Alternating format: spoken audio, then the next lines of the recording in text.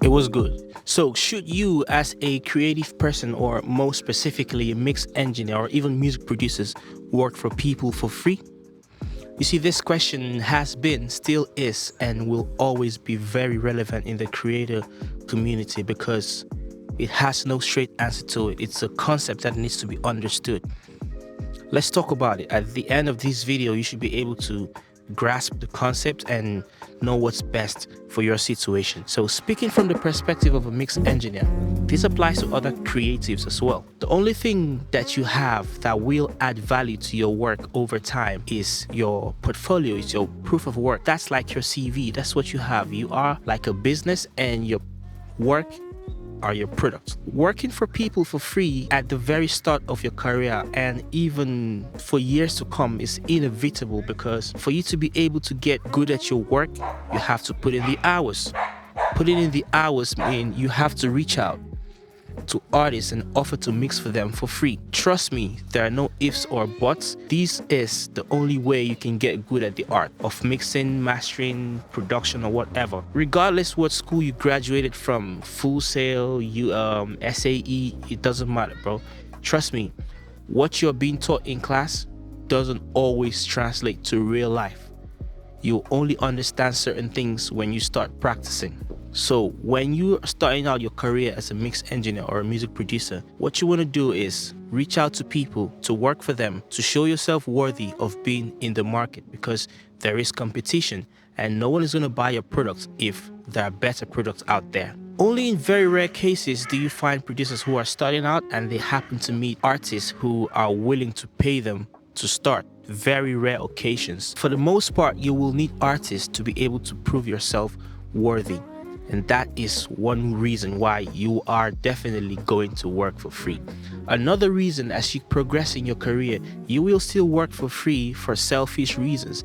Even when your work is good enough and your art is being put in front of enough people, and when you approach artists and tell them, yo, I'm a producer or I'm a mix engineer, and they're like, oh, can I hear your work? And now you have something to show to them. The reason why you will still even work for free at that point, aside reaching other people, is to get better. Because at the start of your career, trust me, you probably wouldn't have access to the best musicians, to the most experienced musicians.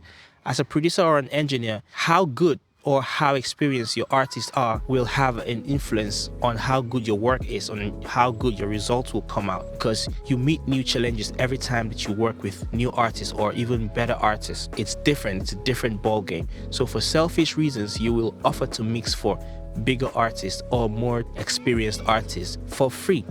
And as time goes on, you will still work for more people for free just because you like their music and you want to stay active. It gets to a point as a mix engineer or a producer where you're just making music for getting money from it, because obviously you've got to pay the bills.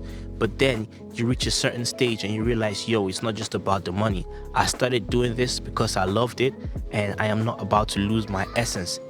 So you will keep working for people for free at that point, just to stay on top of your game. Working for people for free will stop on its own when you're good enough and people will just meet you and ask you, how much do you charge? At that point, you won't even have to argue or stress over getting money from the people that you're working for. Of course, this is not me coming out to tell you you always have to work for people for free. Absolutely not. You've got bills to pay, you've got things to do. Music gear is not cheap at all, so you have to charge people for certain reasons. One, people will not value your work if you don't put a charge on it. I'm telling you this for a fact. Sometimes you meet an artist here and you're willing to work for them for free, but because they didn't spend any money or they didn't lose anything in the process, they just never put out the music. You gotta treat yourself like a business and treat your work like a product. And the next question that pops up in this same topic is, how much should I charge? The price that you should charge is not set for anyone. There's ranges, different ranges for different experience levels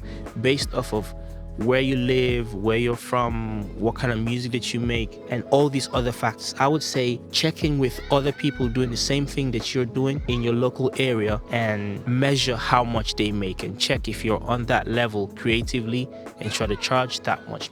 And also, how much you charge will definitely increase over time as you get more jobs. The more gigs that you have, the less time you will have to execute them. As a result of that, you got to raise your price to chase some people away, if that makes sense, to give you enough time to work on the ones that you already have. And if you're not getting enough jobs, you have to bring your price down.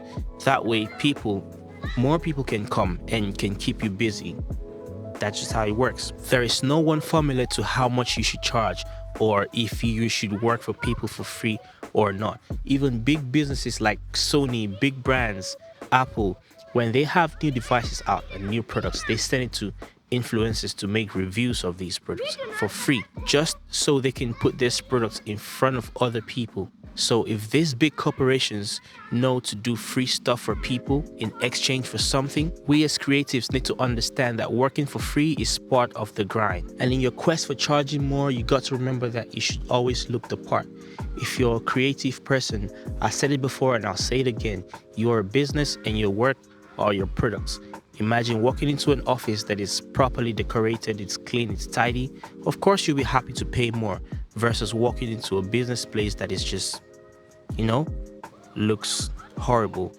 You wouldn't even think their services cost that much or should be that high in price. So if you're about to charge people, look the part. If you're a producer, you're an engineer, look like you see money all the time. I hope you got some value from this video. If you did, go check out other videos that I've made. I just had to come record this one quickly. I'll see you again soon. Take care.